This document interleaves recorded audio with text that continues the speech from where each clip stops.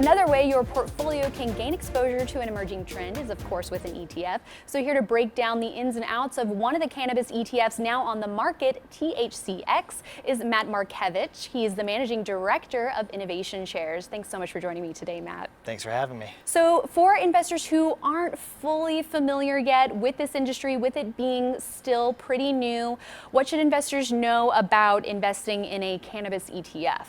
Well, first of all, the volatility in the cannabis sector is extremely high. You have months where one stock could be up 100%, being the top gainer, and one of the stocks that's the lowest loser can be down 80%. That volatility is very tough for a lot of investors to stomach. So we feel that taking a diversified approach to building a basket of cannabis stocks is probably more appropriate if you don't know too much about the sector. Secondly, there's also not much research on the sector. Andrew, outside of course, but his research focused on companies. We're more concerned about the overall direction of the industry itself. So taking that diversified approach within a tax-efficient basket is the way that we view it's best to approach investing in cannabis right now. So looking at the components of the ETF, can you talk a little bit about what the investors are actually getting when they're investing in this ETF?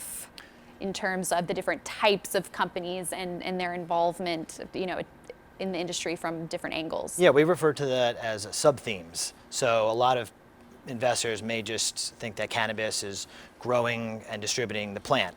While there are actually a lot more parts to the industry, as you mentioned, such as ancillary services, so companies that may sell lighting and equipment that help control temperature in the grow houses. We have testing companies. We have companies that produce dehydration technology to dry the flower. There are companies such as Valens Grow Works, which is an extraction company that helps to take the oils out of the flower. So those are some of the sub-themes. In addition, this is an international story. This is a global growth story, and we do have a couple companies exclusively focused on operations outside of the US or Canada, Chiron Life Sciences and Pharma Cielo, which look at the Latin American and South American market for cannabis.